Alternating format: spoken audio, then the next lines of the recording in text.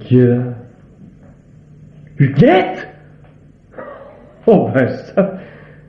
Qu'est-ce que tu vis sur mon palier? Alain, je suis venue te demander service. À 2h du matin? J'ai des ennuis. Bon, ben entre.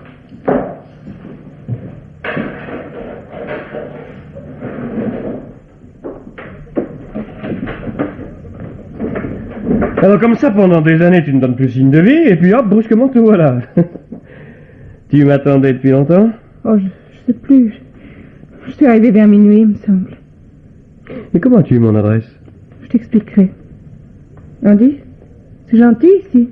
Bon, c'est un meublé. Tu sais, avec la crise du logement. Tiens, tu as appris à taper à la machine? Tu écris à présent? Oui, des romans policiers. Bon, à toi. Assieds-toi là. Alors, qu'est-ce qui t'arrive? C'est difficile à expliquer. C'est tellement insensé. Incompréhensible. Écoute, voilà. Il y a quelque temps, j'ai fait la connaissance d'un homme. Mais non, ne souris pas. Celui-là, c'est différent, je l'aime. Et je pense qu'il m'aime aussi. Bien. Il s'appelle Serge Bernard. Il dirige une affaire de textile assez importante. On devait se marier, mais seulement depuis quelque temps. Il me semble étrange. Absent. J'ai essayé de le questionner. Il n'a rien voulu me dire. Aussi, je me suis demandé s'il n'y avait pas un secret. Bon, au fait. Bien. Aujourd'hui, on devait passer la soirée ensemble. Il devait venir me prendre vers 7h30. Je l'ai attendu. À 8h30, j'ai téléphoné chez lui. On a décroché. Et une voix de femme, après que j'ai demandé Serge, m'a répondu que je m'étais trompé de numéro. Alors, j'ai immédiatement rappelé. Et ce coup-ci, personne n'a répondu.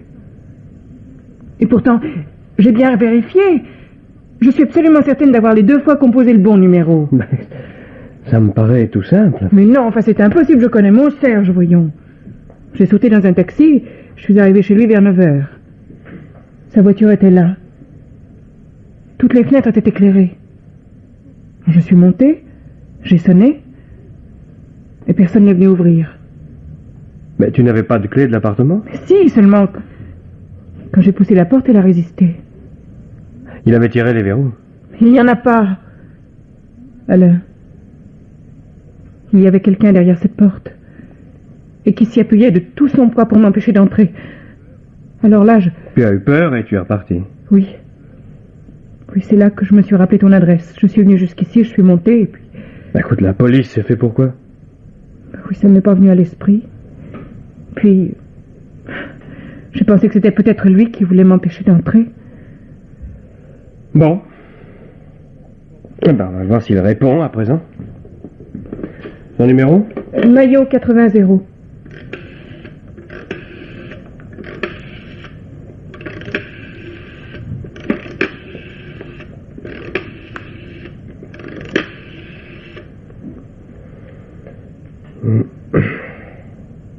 Ah, allô?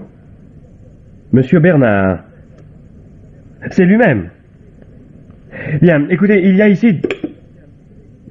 Pourquoi as-tu coupé? Ce n'était pas lui.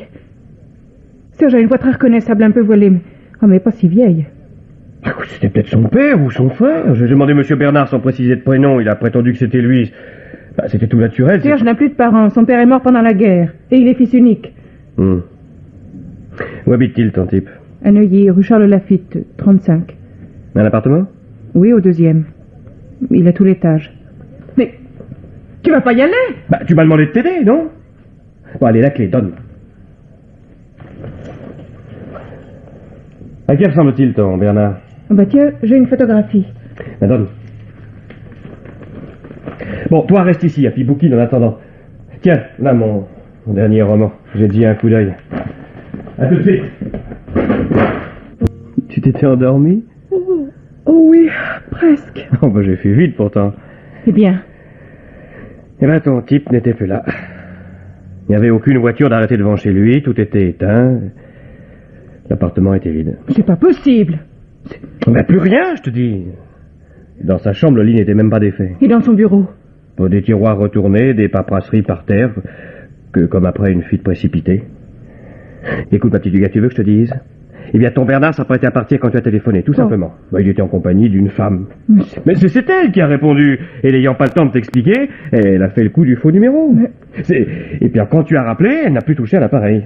Et ensuite, tandis que ton Bernard et sa petite amie terminaient leur préparatif de départ, sonnerie. Mais c'est pas Seulement à la porte, ce coup-ci. C'était toi, sûrement. Affolement de Bernard, scandale en pleine nuit, etc. Guère possible de l'éviter, puisque tu avais sa clé. Alors, il a dû se ruer derrière la porte, t'empêcher de l'ouvrir. Et après ton départ, le couple a dû quitter l'appartement et... Mais celui qui t'a répondu à l'appareil et a prétendu s'appeler Bernard... Ah, ça c'est un mystère. Bon, ceci... il est presque 3h30, moi je suis mort de fatigue. Tiens, si tu veux passer la nuit ici, il y a un divan dans la pièce à côté. Moi je vais rester dormir jusqu'à 11h à peu près. J'ai la dernière main à mettre sur un chapitre, quelques pages à taper à la machine. Et ensuite, je file chez mon éditeur. Je te raccompagnerai avant. Où habites-tu? Rue Tronchet. Là, tu vois, c'est ici que j'habite. Oh, je suis navrée, tu sais, pour cette nuit, de t'avoir embêté comme ça. J'ai agi comme une gamine. Quant à Serge, Allez, laisse, j'ai fait ça en souvenir des années passées. Ouvre, je vais être en retard. Ah oui.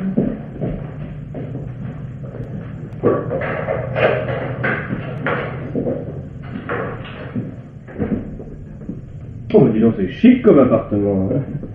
C'est ton industriel qui te l'a payé? Oh, t'es bête. Tiens, entre par là. T'as une minute quand même. Huguette! Qu'est-ce qu'il y a? Il y a un type étendu sur le tapis. Hein? Qu'est-ce que tu dis? Mais c'est... Serge! Et il a été assassiné. Et voyez là, ce revolver sur la table. Nettement hors de portée de la victime. Eh bien, docteur, ce diagnostic? Difficile à dire, vu la chaleur extrême qui règne dans cet appartement et qui a pu retarder la rigidité cadavérique. En tout cas, la hauteur du cœur... Heure approximative? Entre 22h et 4h du matin, dernière limite. Merci, docteur. Monsieur Vinel, Alain Vinel, vous écrivez des romans policiers? Oui, inspecteur. Drôle d'idée. C'est vous qui avez découvert le cadavre? Oui, avec mademoiselle. Il était près de midi, je vous ai téléphoné tout de suite. Je n'ai touché à rien. Je ne connaissais pas la victime. Mademoiselle Huguette Delay, la connaissez? Demandez-le lui. Dès qu'elle aura cessé de pleurer. Mademoiselle, je suis désolé, mais... Quand avez-vous quitté cet appartement? Hier soir. Hier soir vers 9h. Monsieur Serge Bernard était mon fiancé. J'avais rendez-vous avec lui. Alors, ne le voyant pas arriver, je lui ai téléphoné. Une voix de femme m'a répondu. Je suis immédiatement allée chez lui, il n'y était plus. Alors je me suis rendue chez monsieur Vinel, qui est un vieil ami, pour lui demander conseil. À quelle heure êtes-vous arrivé chez lui? Vers minuit. Ça vous a pris tout ce temps d'aller à Neuilly, puis dans le 17e? J'étais inquiète, bouleversée. J'ai marché longtemps avant de me décider. Et vous, monsieur Vinel? Êtes-vous allé ensuite rue Charles Lafitte? Huguette trouvait tout ceci incompréhensible, j'ai tenu à la rassurer. Quelle heure était-il quand vous êtes arrivé là-bas? Eh bien, à peu près 2h30, 3h du matin. Vous n'étiez pas pressé? Enfin, je me regarde. Vous savez, le temps qu'Huguette m'explique... Ouais. Qu'est-ce qui s'est passé chez Serge Bernard? Et je suis entré. Huguette possédait une clé qu'elle m'avait remise. J'ai visité l'appartement par acquis de conscience. Il était vide, je n'ai rien remarqué de particulier. Et mademoiselle Delay, monsieur Bernard possédait-il aussi une clé de votre appartement? Mais qu'est-ce qu'il lui... Non, mais ce n'est rien, c'est une crise de nerfs. Allons, Huguette, voyons, Huguette. Écoutez, il faut l'allonger. Appelez un médecin, tout de suite. Mais elle ne peut pas rester seule ici. Il vaut mieux la confier à une clinique. Bien sûr. Je vais téléphoner, j'ai un coup de fil à passer à mon éditeur aussi. J'avais un rendez-vous avec lui, ça me semble compromis. Monsieur Vinel, soyez aimable de ne pas quitter Paris sans nous en prévenir. Il se peut que nous ayons encore besoin de vous. Asseyez-vous, Vinel.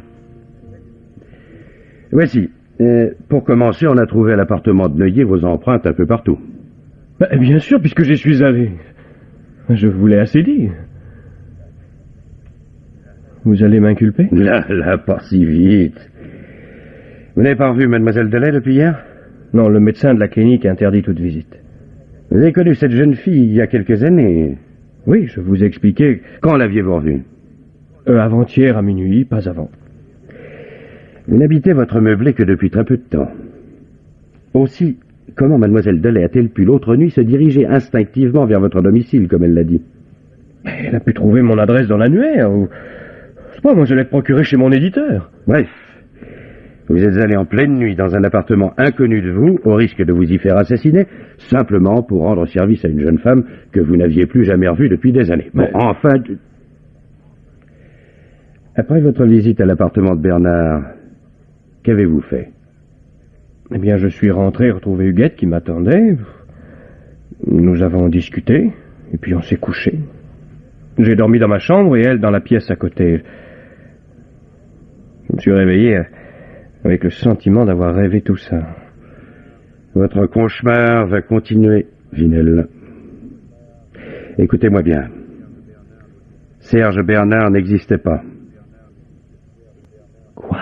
Oui, enfin au sens légal du terme. Les papiers trouvés sur lui étaient faux. Tout. Carte d'identité, permis de conduire, imité assez grossièrement. Bernard ne s'appelait pas Bernard. Oh, ça... Enfin, pour quel motif dissimulait-il sa véritable identité? Ah, ça, j'en sais rien. On a immédiatement recherché dans nos fichiers un dossier correspondant à son signalement. On n'a rien trouvé. De toute manière, il n'existait pas de famille Bernard dans les textiles. Et on a contacté tous les Bernard possibles, donné le signalement. Nul ne l'a reconnu pour un membre de sa famille.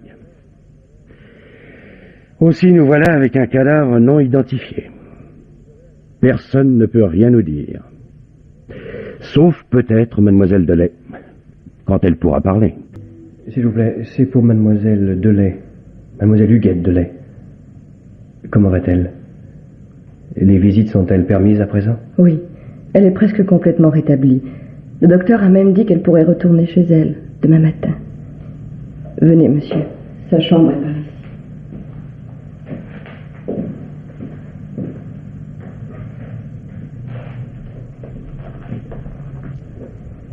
Faites pas de bruit. Elle doit être endormie. Là, je vous laisse. Huguette. Huguette. C'est Alain. Oh, c'est gentil d'être venu. Alain, j'ai peur. Je n'ai pas dormi de la nuit. C'est pour ça que je sommeillais quand tu es Voyons, entré. ici tu n'as rien à craindre. Si. Alain, ils n'ont même pas laissé un policier de garde. Je ne comprends pas. Tu as vu l'inspecteur? Qu'est-ce qu'il t'a dit? Ils t'ont interrogé, hein? Oui, mais cesse de t'agiter. Allons, Huguette, sois calme, voyons. Non, rassure-toi, je n'ai pas dit que je n'étais rentré qu'à 2 heures du matin. Oh, c'est chic, tu sais. Ils ne savent pas qui est le coupable? Non, pas que je sache. Allez, reste tranquille. Mais moi aussi, je dois les voir demain matin. Dès ma sortie de la clinique. Alain, ils vont m'interroger, moi aussi.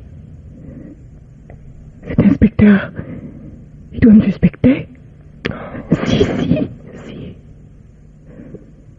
Alain, tu me caches rien, n'est-ce pas?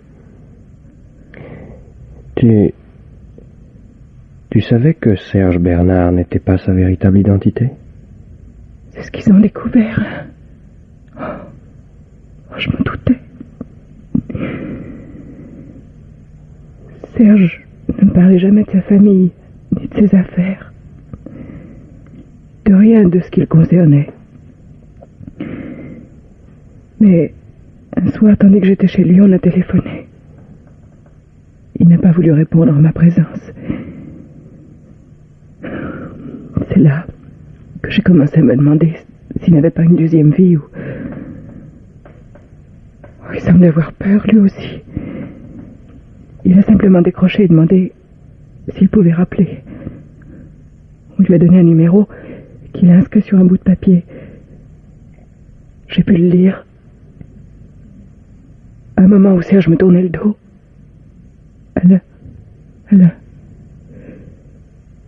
ce numéro. C'est celui de l'assassin. J'en suis sûr. Allons.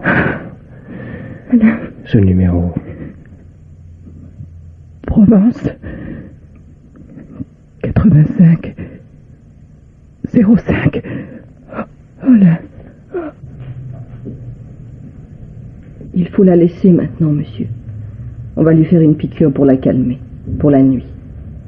Demain matin, elle ira tout à fait bien. Venez. Vous n'étiez pas reconvoqué pour ce matin? À moins que vous ne vouliez revenir sur votre déclaration d'hier. Non, ça va, inspecteur, je vous en prie. J'ai lu le journal, je sais. Avec quoi Huguette s'est-elle empoisonnée? Avec du chloral. Sur la table de nuit, à côté d'elle, il y avait un verre vide et un tube de médicaments. Il manquait 8 comprimés. Pauvre petite Huguette. Quand est-ce arrivé? Après qu'elle ait quitté la clinique. Elle a été découverte hier en fin d'après-midi dans son appartement. Elle avait été longuement interrogée ici même toute la matinée, puis remise en liberté. Choc psychique, mauvaise conscience. On ne sait ce qui a provoqué chez elle cet acte désespéré. Ah, parce que c'est un suicide. Ben, apparemment. Le coupable s'est fait justice, comme on dit dans vos romans. Affaire classée. Non, j'ai vite dit. Écoutez, Vinel. Quand on l'a interrogée ce matin, mademoiselle Delay a fini par nous avouer que si elle était bien arrivée chez vous vers minuit, vous n'aviez regagné votre domicile que vers 2h30. Je comprends très bien que vous ayez voulu innocenter votre ami, mais... Ouais, l'inspecteur, où voulez-vous en venir? À ceci. L'arme du crime, un 6,35, lui appartenait. Et bien que l'on n'ait retrouvé aucune empreinte sur celle-ci, il semble que ce soit elle la meurtrière. En tout cas, ce suicide la désigne comme telle. Il reste à élucider le mobile du crime et le mystère de la fausse identité de Serge Bernard. Mais vous savez, il devait s'agir là d'un crime passionnel, et celui ou celle qui en est la cause ne se fera certainement pas connaître. Enfin bref, vous abandonnez l'enquête. Complètement. À moins que vous ne connaissiez un fait nouveau, monsieur Vinel.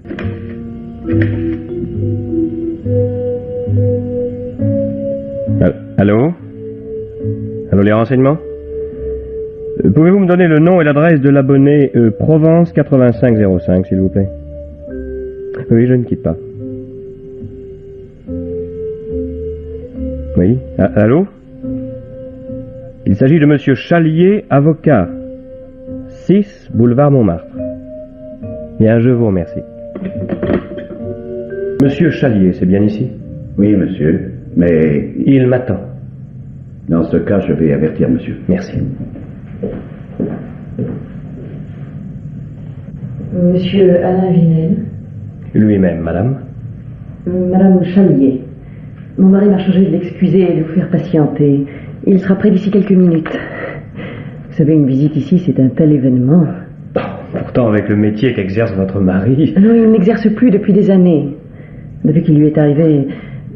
Enfin, à cause de sa santé. C'est un infirme. Vous verrez vous-même, d'ailleurs. Je suis navré, madame. Eh bien, maintenant, je pense que mon mari est prêt. Venez.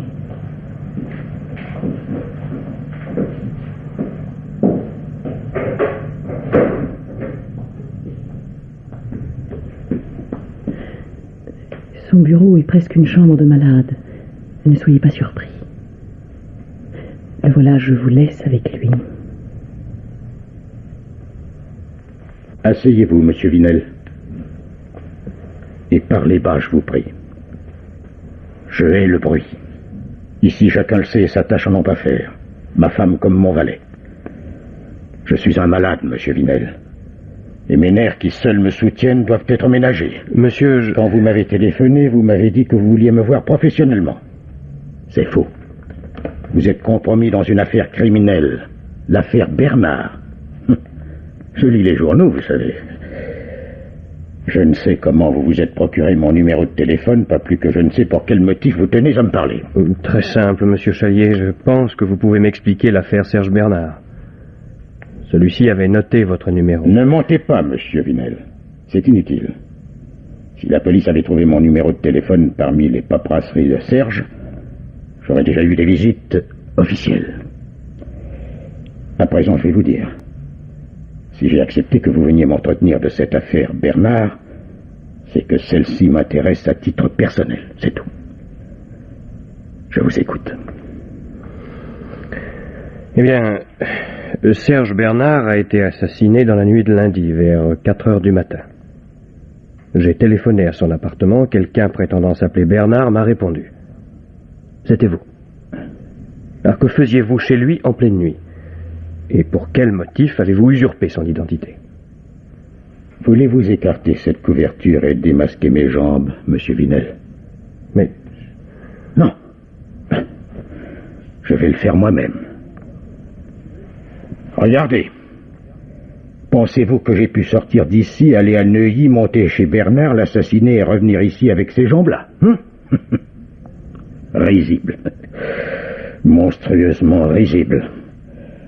Monsieur Vinel, je pèse 160 kilos. Il m'est rigoureusement impossible de quitter seul ce fauteuil roulant.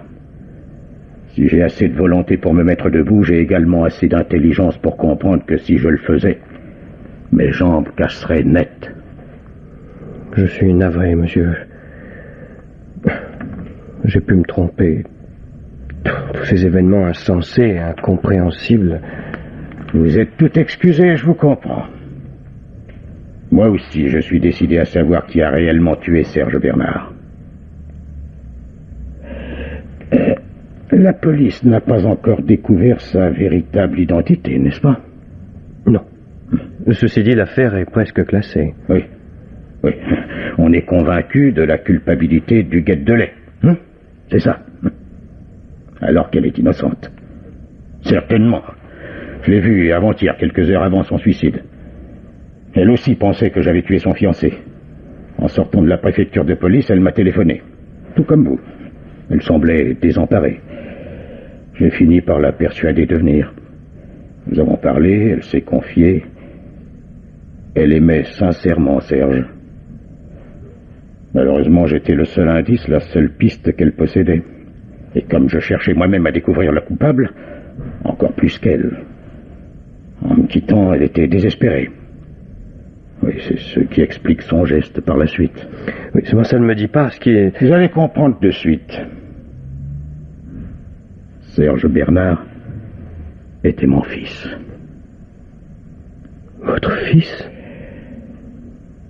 Comment...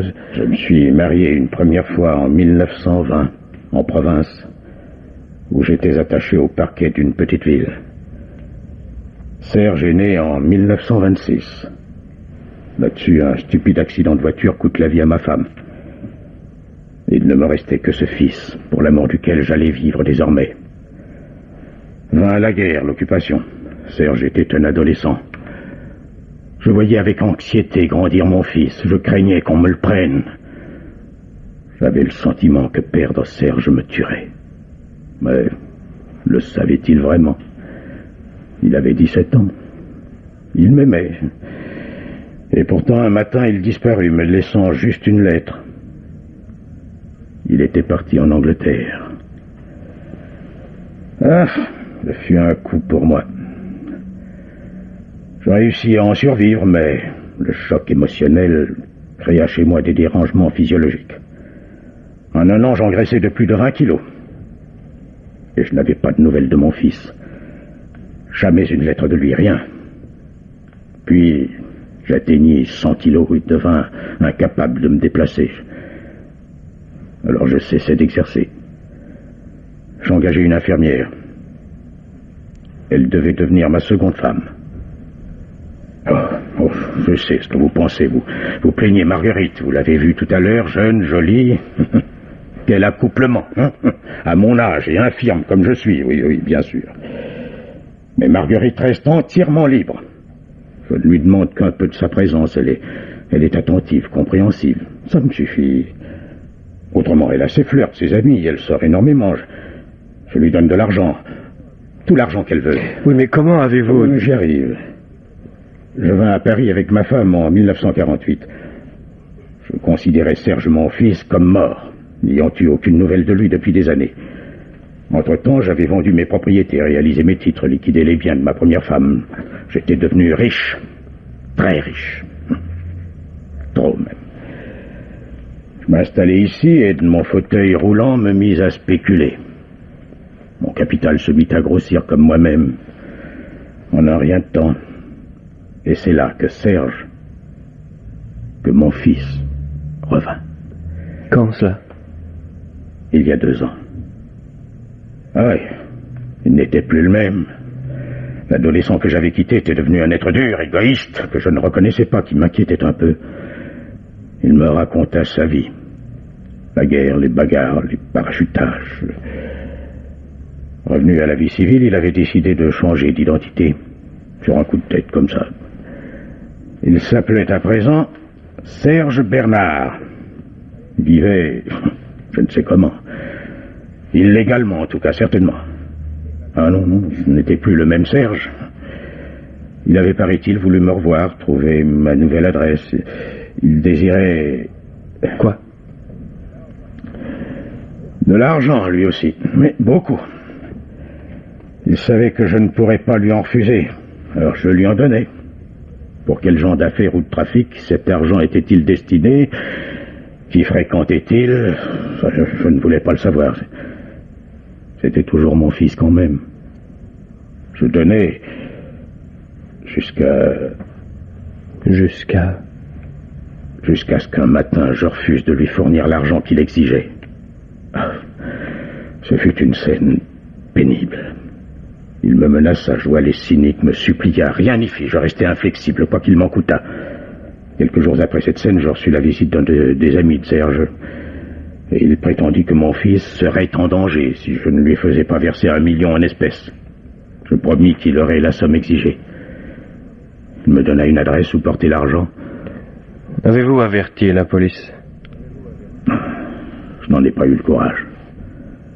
Serge devait être recherché, se livrer à des affaires illicites, à des escroqueries. Que sais-je? Non, j'ai envoyé Marguerite porter l'argent à l'endroit indiqué. Où était-ce? Un bar des Champs-Élysées. Le Milady. Le paquet devait être remis à un nommé Jean Gallet. Ce que fit ma femme. Et ce Jean Gallet, l'avez-vous revu? Jamais. Et votre fils, après cela, vous a-t-il redemandé de l'argent? Non. Non, il est revenu me rendre visite ici, simplement. Il semblait s'être amendé, avait trouvé du travail, rencontré des industriels qui... Bref, il était casé. Il s'était même fiancé à une jeune fille, Huguette Delay. L'aviez-vous revu récemment? L'avant-veille de la nuit où il a été tué. Il était venu m'annoncer son prochain mariage. Hélas. Voilà. Chez Vinel, la vie allait recommencer et j'ai tout reperdu. Et je suis immobilisé sur cette chaise roulante, je ne peux rien faire, pas même m'adresser à la police pour les motifs que je vous ai expliqués. Mon fils a peut-être été assassiné par ce Jean Gallet qu'il faisait chanter, lui réclamer de l'argent. Je ne sais pas, Ah, tout cela est si laid. Vinel, je veux retrouver l'assassin de mon fils. Je vous y aiderai, monsieur. Merci. Téléphonez ou passez quand vous voulez. Je ne sors jamais. Armand! Armand, reconduisez monsieur Vinel. Bien, monsieur. Si, monsieur, monsieur. Je vous attendais. J'étais inquiète. Que vous a demandé mon mari? De trouver l'assassin de son fils. Je vais essayer. Méfiez-vous. De quoi? Je ne puis vous le dire ici. Monsieur Vinel, j'ai à vous parler. Venez avec moi. Ici, dans ma chambre, nous serons plus tranquilles. Asseyez-vous, je vous en prie. Mais ne pensez-vous pas que c'est imprudent? Mon mari me laisse très libre, vous savez. Je ne voulais simplement pas vous parler devant lui. Mais avant, dites-moi, cet Armand, qui est-ce? Un valet, le domestique de mon mari. Il est très dévoué à son maître? À ce qu'il paraît, oui. Il l'aide à se déplacer, à aller de sa chaise à son lit. Armand est très athlétique et un peu infirmier également. Ceci dit, comme tous les valets, c'est un être très renfermé, très secret. Voilà. Que vous a dit mon mari me concernant? Oh, rien d'indiscret ni d'intime. Ah. Bien. Bien, j'ai compris. Il vous a parlé du testament. Et à présent, vous êtes persuadé que j'ai tué son fils. Mais je ne suis persuadé de rien. Ah, il a dû vous dire que je ne l'avais épousé que pour son argent. Eh bien, ce n'est pas vrai. Je l'ai soigné avec dévouement, et quand il m'a proposé de l'épouser, j'ai accepté, car je n'attendais rien de la vie. Autant s'intéresser à un infirme. Depuis, il a tenu à m'instituer sa légataire universelle. Qui puis-je? Rien, en effet. Vous comprenez? Mon mari n'est pas malade que physiquement. Le psychique est atteint lui aussi. Son infirmité l'a rendu neurasthénique, amer, méfiant. Ainsi quand quand son fils est revenu, j'ai espéré qu'il allait se remettre à vivre normalement. Mais Serge était un être à part, ne profitait de la tendresse de son père que pour lui extorquer de l'argent. Ah, je le connais, Serge. J'ai fait ma petite enquête sur lui. Vous aussi? Décidément. C'était un drôle de type. Il m'a avoué un soir que nous étions sortis ensemble que son père avait changé son testament. Oh non, mon mari ne m'avait pas laissé sans rien. Mais presque tout irait à Serge. C'était une injustice. Je vais sacrifier les plus belles années de ma vie à soigner un vieil infirme. Et voilà comment il me récompensait. D'autant que mon mari a été particulièrement machiavélique. Comment cela? Il a ajouté à son Nouveau Testament une clause par laquelle j'hériterais de tous ses biens si Serge mourait. Mais c'était pourtant gentil. Ah, comme vous dites, oui. C'était diabolique, oui. Vous comprenez à présent l'enfer que je subis depuis une semaine? Dès que j'entre dans sa chambre, que je viens près de sa chaise roulante, j'ai à soutenir son regard. Il pense que j'ai tué son fils. Votre mari ne m'a absolument pas parlé de ce testament, ni qu'il vous soupçonnait. C'est vous qui... Au fait, où étiez-vous la nuit du crime? Je n'ai pas d'alibi. Je suis sortie seule et suis rentrée me coucher à minuit. Nul ne m'a entendu regagner ma chambre. Et votre mari a-t-il pu se rendre chez Serge Bernard? C'est possible. Il lui arrive de sortir de son côté de temps en temps, mais seulement de nuit. Et accompagné de son domestique? Ah non, Armand reste ici. Vous voulez dire que votre mari, même infirme, peut marcher tout seul? Certainement. Il a des béquilles spéciales grâce auxquelles il se déplace assez facilement. Il sait très bien conduire. Oui, seulement, il n'avait aucun mobile pour aller tuer son propre fils. Si. Lequel? Il savait que j'étais la maîtresse de Serge. Il est trop tard ce soir, mais demain, si vous le permettez, je viendrai parler à votre mari. Bonsoir, madame. Monsieur? Voulez-vous me conduire auprès de votre maître? Je regrette infiniment, monsieur, c'est impossible. Votre maître est absent? Monsieur Chalier n'est plus. Comment? Mon regretté maître est décédé de ce matin. Je vais vous mener jusqu'à la chambre mortuaire, si vous voulez bien me suivre, monsieur.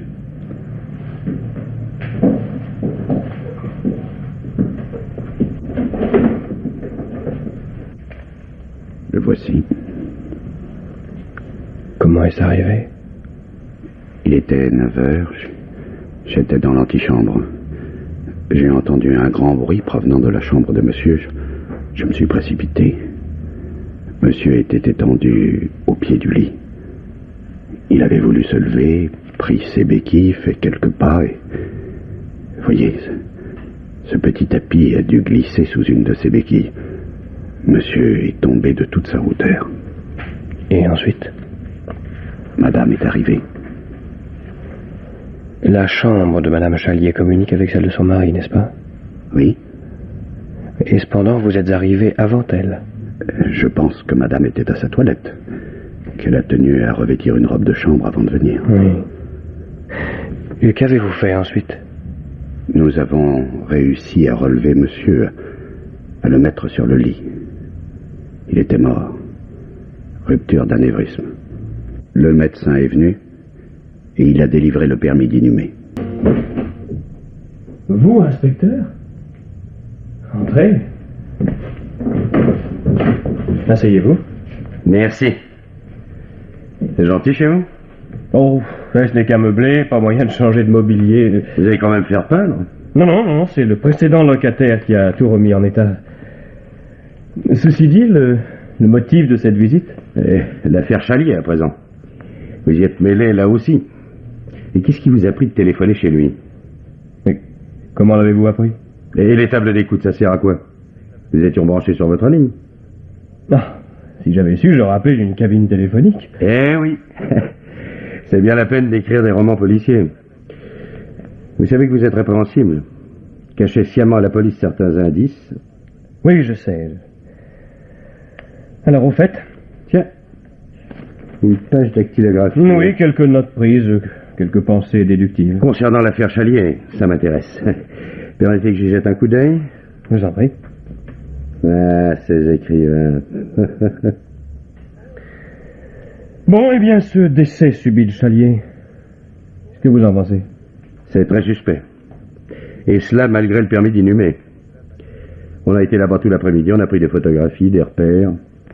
On a commencé d'interroger cette jeune femme, Marguerite Chalier. Elle semble très compromise.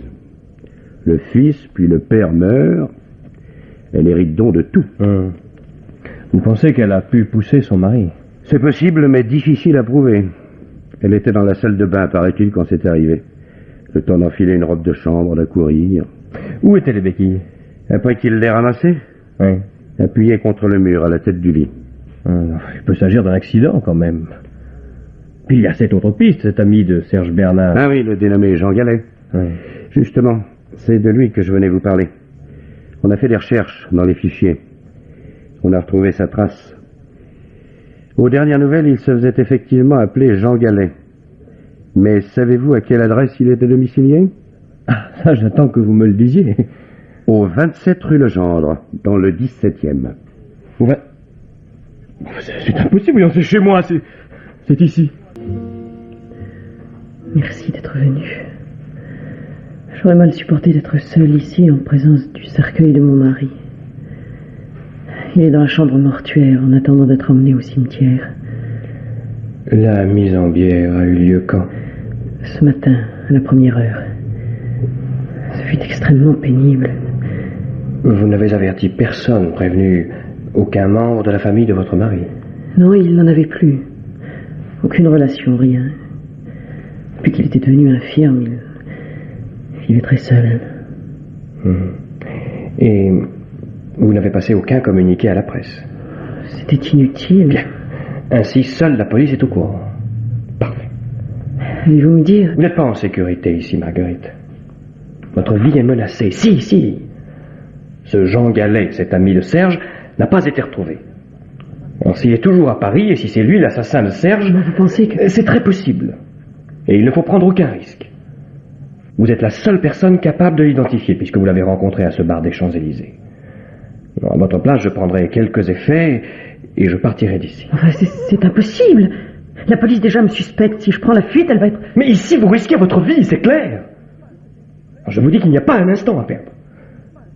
Allez, venez, je vais vous aider. Allons dans votre chambre. Mais l'enterrement, la cérémonie... Mais votre domestique, Armand, s'occupera de tout. Au fait, où est-il, celui-là? Il doit se préparer, mettre un habit.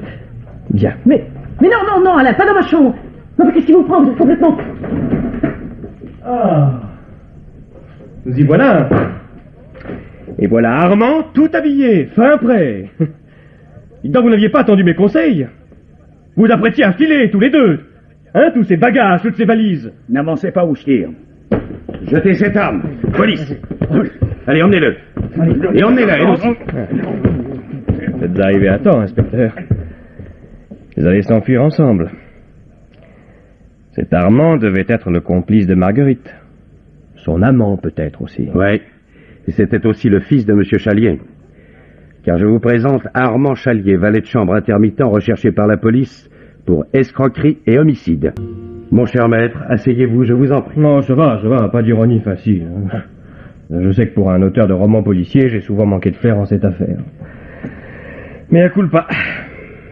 Bon, eh bien, à présent, allez-y. Mais recommencer depuis le commencement, autant que possible, ça sera plus simple. C'est déjà tellement compliqué. Oh, pas tant que ça. Voilà. L'affaire, comme vous dites, a commencé il y a quelques années. 2 jeunes gens après-guerre se sont rencontrés. L'un des deux devait par la suite assassiner l'autre. Je ne m'occuperai pas de celui qui se faisait appeler Serge Bernard, un type pas très sympathique qui ne vivait que d'expédients et éventuellement de chantage. Un matin, il s'est trouvé nez à nez avec un autre camarade de guerre, Armand Chalier. Armand, lui, s'était livré depuis à diverses escroqueries et était de ce fait recherché par la police. Il raconta à Serge qu'il vivait au crochet d'un père richissime et se cachait chez celui-ci sous les apparences d'un domestique. Serge Bernard prit ses renseignements et commença son chantage. Armand paya, subventionné par un père qui craignait de reperdre son fils. Comme toujours en pareil cas, Bernard n'a pas su s'arrêter à temps, et c'est ce qui va le perdre. Car entre-temps, il a fait la connaissance d'une jeune fille, Huguette Delay, avec qui il s'est fiancé. Il a envie de vivre normalement, légalement. Il fera donc un dernier coup d'éclat, puis se retirera en se lançant, par exemple, dans les affaires. Et cela au moment même où le père d'Armand Chalier ne veut plus payer. Et vient même de demander à son fils de faire cesser ce chantage, de travailler de manière à régler lui-même ses rentes. Armand s'y refuse, c'est un lâche. Il se trouve bien comme ça dans son déguisement de domestique, d'infirmier et d'homme à tout faire. Il se sent à l'abri dans cet appartement. Et il est l'amant de Marguerite, ce que son père ne sait pas. Mais ce que Serge Bernard va apprendre, car ce dernier sait qu'il ne peut plus faire cracher Armand sous la seule menace de révéler certaines de ses escroqueries à la police. Ça ne suffit plus. Il cherche d'autres motifs, d'autres prétextes. Il finit par découvrir le secret intime d'Armand et de Marguerite. Il prend des photographies, intercepte des lettres, etc. Bref, le chantage rebondit.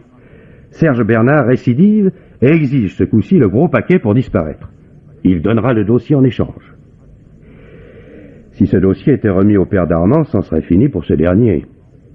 Et Armand, sincèrement épris de la femme de son père, ne veut perdre ni l'argent de celui-ci, ni la sécurité de l'appartement, ni la tendresse de Marguerite. Aussi est-il décidé à récupérer ce dossier. Il paiera. Rendez-vous fut pris dimanche dans la soirée, vers minuit, chez Huguette Delay. Vers 9h, Huguette, qui n'ignorait rien de cet aspect de la vie de son fiancé, et qui était prête par amour pour lui à se rendre complice d'un chantage, partit de chez elle afin de laisser l'appartement libre. Bernard arriva rue Tronchet vers minuit. Il était donc seul dans l'appartement. Armand est arrivé après lui et monté. Bernard lui a ouvert. Armand lui a tout de suite demandé les photographies et les lettres. Bernard a dit qu'il ne les avait pas sur lui. Colère d'Armand, bagarre. Bernard a dû essayer de se servir du revolver, le 6,35 appartenant à sa fiancée. Armand l'a désarmé et l'a tué. Et donc, légitime défense. Ça, c'est ce qu'il prétend.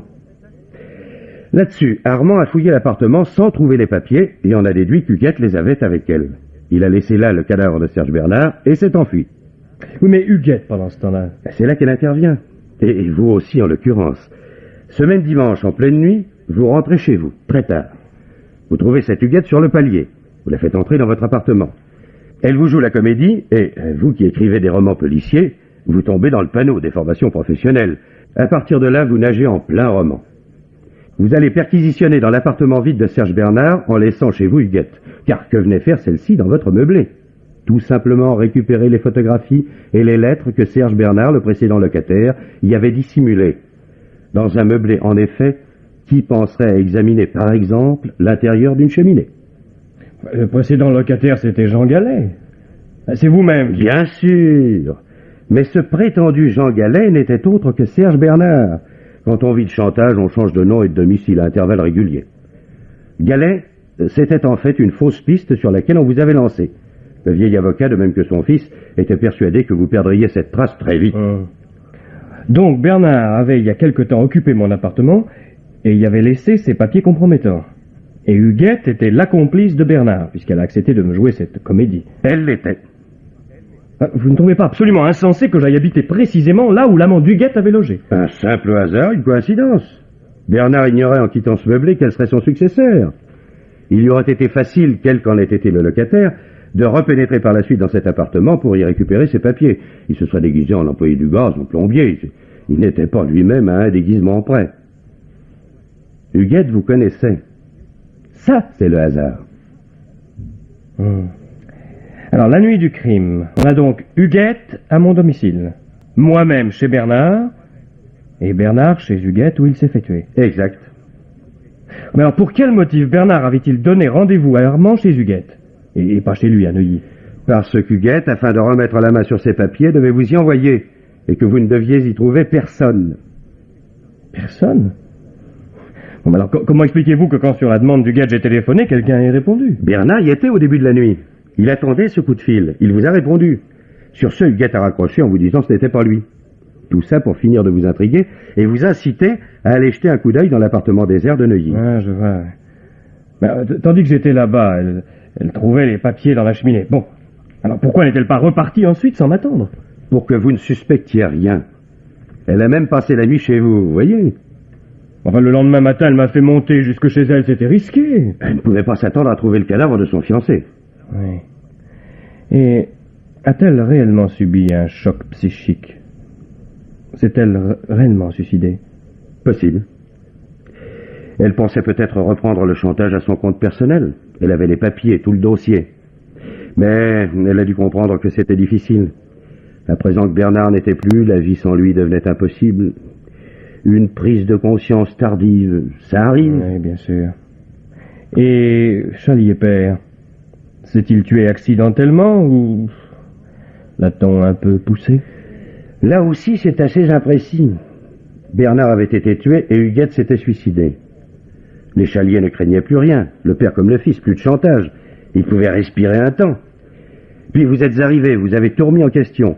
Vous étiez celui chez qui Huguette s'était rendu la nuit du crime, peut-être pour y récupérer les papiers. Vous étiez peut-être son complice. Le cauchemar recommençait.